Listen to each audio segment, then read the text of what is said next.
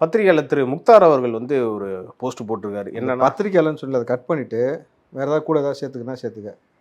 தமிழ்ல கூட திரு முக்தார் அவர்கள்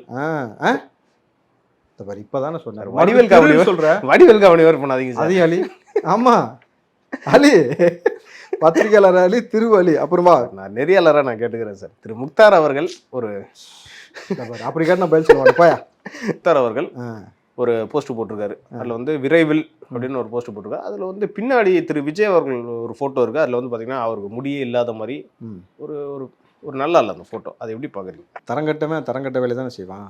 இதனால தான் அப்போ வந்து அவரை மாநாட்டிலேருந்து அடித்து துரத்துனாங்களா? தம்பி, அவன் நல்லா புரிஞ்சுங்க. உனக்கு அழைப்பே இல்லை. முதல்ல திறந்து விட்டு நாய் நுழைஞ்ச மாதிரி வந்தது. நீ யாருக்கு அழைப்பு கொடுத்தீங்க? நீங்கள் பத்திரிகையாளர்கள் எல்லாருக்குமே வாங்கன்னு தான் சொன்னீங்க. யார் அப்போ அதை பார்த்தியா? திமுக காரனை காமிச்சிட்ட பார்த்தியா? ஒவ்வொரு ஊடகத்திற்கு யார் கழிச்சாங்களோ அவங்க ஒவ்வொரு ஊடகத்துக்கும் 2 பாஸ் கொடுத்துருக்கு. புரியுதுங்களா? உனக்கு பாஸ் கொடுக்கல. 2வது விஷயம், நீ போலீஸ் வந்து உனக்கு வந்து பாதுகாப்புக்கு வாங்கியிருக்கிற முக்தார். போலீஸ் வாங்கின நீ போலீஸே இல்லாமல் எதுக்கு வந்தால் மாஸ்க் போட்டு மூஞ்சி முகரை மறைச்சிக்கிட்டு அங்கே வர வேண்டிய வேலை என்ன இருக்குது உனக்கு?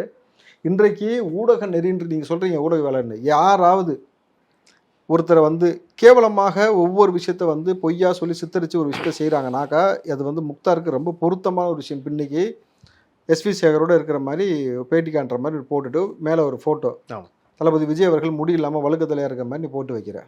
கட்டுங்களா? நீ சரியான ஆம்பளை. முக்தார் தான் கேட்குறேன். நீ சரியான ஆம்பளை.